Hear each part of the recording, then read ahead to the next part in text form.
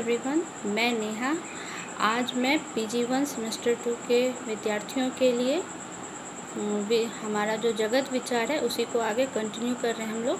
तो उसके अंतर्गत हम लोगों को रामानुज का विशिष्टाद्वैत दर्शन के अंतर्गत भी जगत विचार का अध्ययन करना है। तो जब हम लोग रामानुज के जगत विचार का जब हम अध्ययन करते हैं तो उसके अंतर्गत 3 प्रमुख चीज़ों का हम लोगों को ध्यान रखना होता है।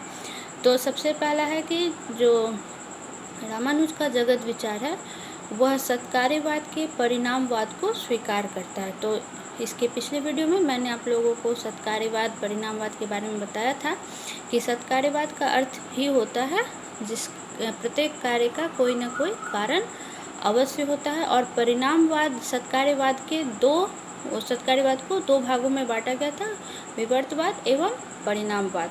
तो विवर्तवाद जो होता है वह कार्य का आभासिक परिवर्तन होता है, जबकि परिणामवाद जो होता है वह प्रत्येक कारण का जब भी कारण कार्य में परिवर्तित होता है तो वह उसका वास्तविक परिवर्तन परिणामवाद कहलाता है।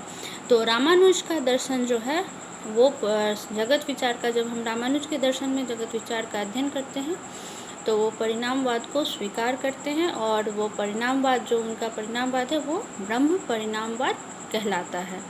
तो चूँकि अब वो ब्रह्म परिणामवाद क्यों कहलाता है, तो ब्रह्म परिणामवाद इसलिए कहलाता है क्योंकि रामानुज के दर्शन में यह स्वीकार किया गया है कि जो संपूर्ण सृष्टि है या संपूर्ण जगत है यह ब्रह्म का वास्तविक परिवर्तन है। इस संपूर्ण सृष्टि का जो कारण है वह ब्रह्म है। तो जब ब्रह्म इस संपूर्ण सृष्टि का कारण है और ब्रह्म के द्वारा ही इस जगत की रचना हुई है, ब्रह्म का वास्तविक परिवर्तन इस जगत के रूप में हुआ, तो इसलिए इसको हम लोग ब्रह्म परिणामवाद भी कहते हैं।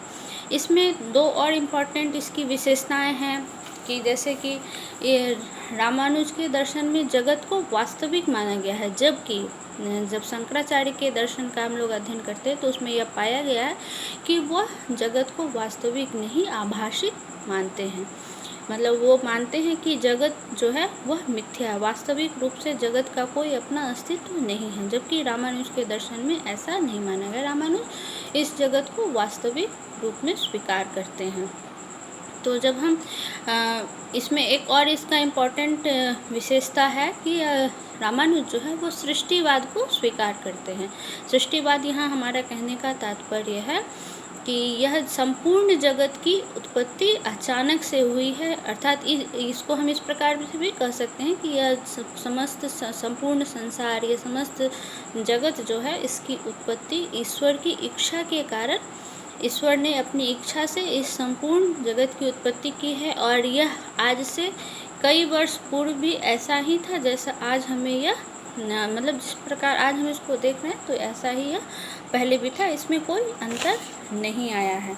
तो ये इसकी 3 प्रमुख विशेषताएं हैं। परिणामवाद, दूसरा इसका परिणामवाद सत्कार्यवाद पर आधारित होने के कारण परिणामवाद, सृष्टिवाद, और यह जगत वास्तविक माना गया है।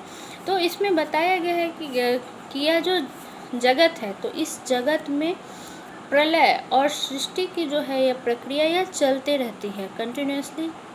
प्रलय के बाद सृष्टि और सृष्टि के बाद प्रलय आता है। तो इसमें यह बताया गया कि जब यह समस्त संसार प्रलय की अवस्था में होता है तो वह उस समय ब्रह्म में बीज रूप में, ब्रह्म के अंदर बीज रूप में अव्यक्त रूप में स्थित होता है, और जब सृष्टि की अवस्था आती है तो यह हमारे समक्ष व्यक्त रूप में उपस्थित हो जाता है।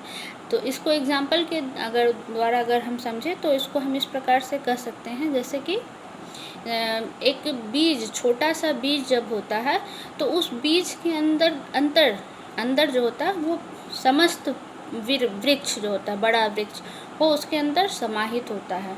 जब वह बीज को हम बो देते हैं मिट्टी के अंदर तो उसके बाद उससे एक पूर्ण वृक्ष का उत्पत्ति होती है। तो उसी प्रकार से यह समस्त संसार जो है वह बीज रूप में अव्यक्त स्थिति में इस ब्रह्म के अंदर निवास करता है, और जब सृष्टि की अवस्था आती है तो उस समय यह विश्व हमारे सामने व्यक्त रूप में उपस्थित